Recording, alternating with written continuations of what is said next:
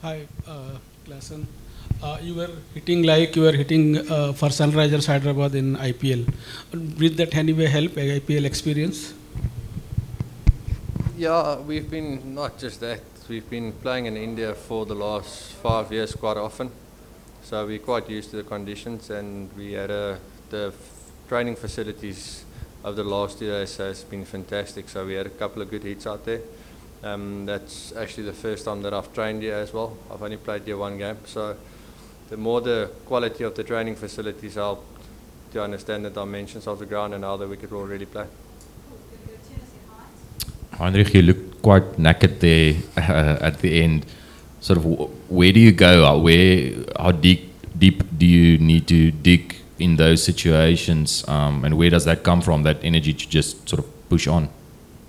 Yeah, I had to dig really, really deep there. I didn't have any energy left. Probably the help of my skin folds is a little bit higher, that helped. But now on a serious note, I've got family that's upstairs. So obviously chatting to them to help me through a little bit of those moments. And obviously it's an honor for us to play for our country. And Marco also played a big part of that. He told me today that he's got me and that I'm not allowed to walk off the field if I don't score 100. And I told him, but I can't run, and he said, it's fine. Just give me 100% every time you face the ball. And like I said, it's still a privilege to play for our country, and especially in a moment like this, after a bad loss against the Netherlands, you got to deep for your country as well. So yeah, I've worked my whole life for it, so it's a great moment.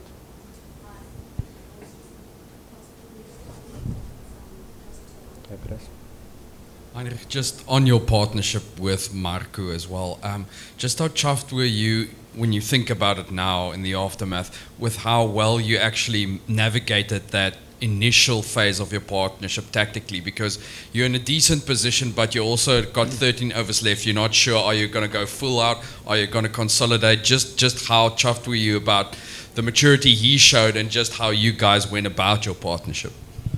Yes, we were about 2 overs, myself and Aiden, 2 overs out before we would have pulled the trigger anyways, and then obviously the back-to-back wickets that we've lost kept him in the game. And then Marco has been working extremely hard on his batting, and he's taking a lot of pride in his death hitting as well. He's been disappointed on a couple of the innings that he didn't really pull through. So I'm so chuffed and happy for him that the way he executed today. His intensity was a little bit low when we started off, but that wasn't any issue for us because we just needed to rebuild for 4 or 5 overs. And I told him if we just hang on, we've got 7 overs of breaking them. And the way he struck the ball today, and like I said, he told me he's got me today. And that's the best I've seen him hit a cricket ball in a very long time. We're going to take one from the gentleman in the third row, and if I can just get a mic to Firdous and then Talcott. 2 different questions. One is 3 centuries in this year. How special has been in terms of making runs?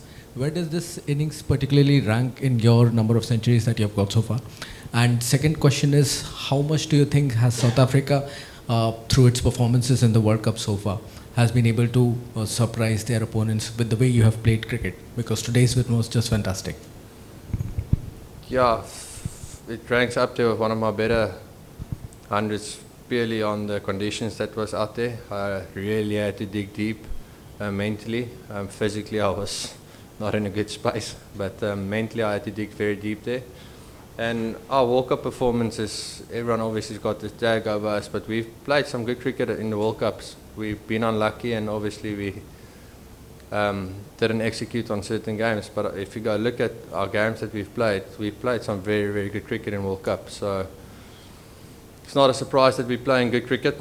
We've been playing, especially this group has been playing good cricket for the last 3 years now. And we've been maturing nicely over the last 3 years. And it's our time to really try to make a big statement for the world that South Africans are very good under pressure. We've done it before, and it's unfortunate that there wasn't as much luck, because you need some luck as well.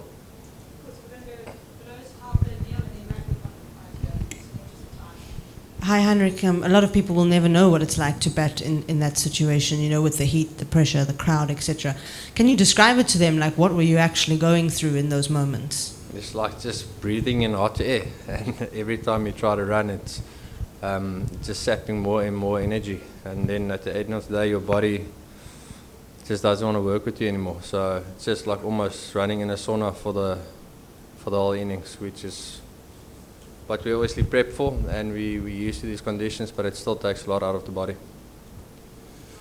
Heinrich, I think with your celebration, you were probably too tired to get to the other end of the pitch before you did. So you did it in Mark Wood's face, but clearly you realized it was maybe not the right thing. What did you say to him? I didn't say anything to him. I did go and apologize immediately and after the game. He did hit me twice on the foot, which is hurting quite a bit, and it's just pure emotions.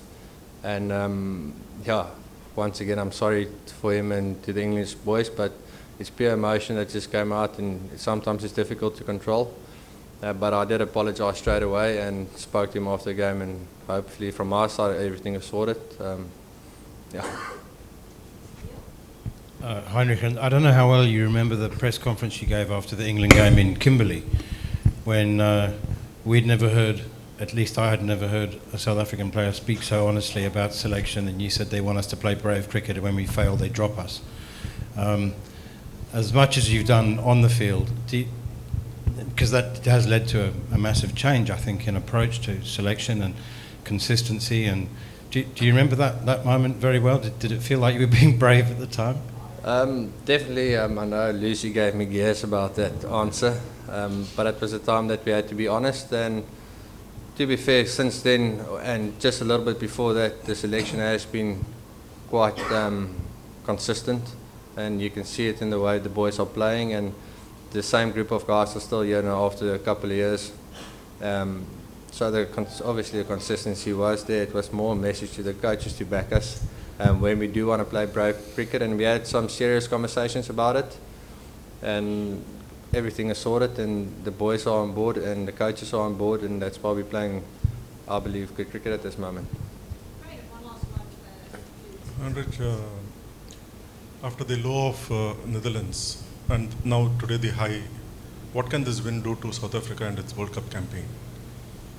Yes, it was a big low for us, but it didn't mean that we're a bad team, or that we, after one bad performance, that we're not playing good cricket. We've been playing good cricket, like I said, for the last couple of years now, and that's exactly the chats that's been around. All the chats after the Netherlands game has been extremely positive.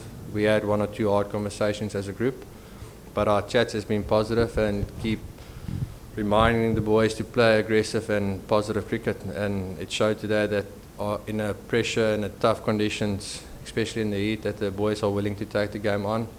Reza got a late call, I think it was about 5 minutes before the coin toss, that Temba is down, and to perform like that, and the couple of the shots that he played under pressure shows where we are as a group, as a South African cricket group.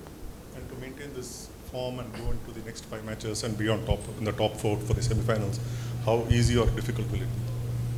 I think the boys are in fantastic form, and like you can see over the whole competition, that it's not every time the same person. So we rely a lot on each other. A lot of conversations go in the back room. So we just rely on each other, we trust each other, and we've got each other's back at this moment. So I think that's why we're good and why we can keep going, because it's every time someone else stepping up to the plate.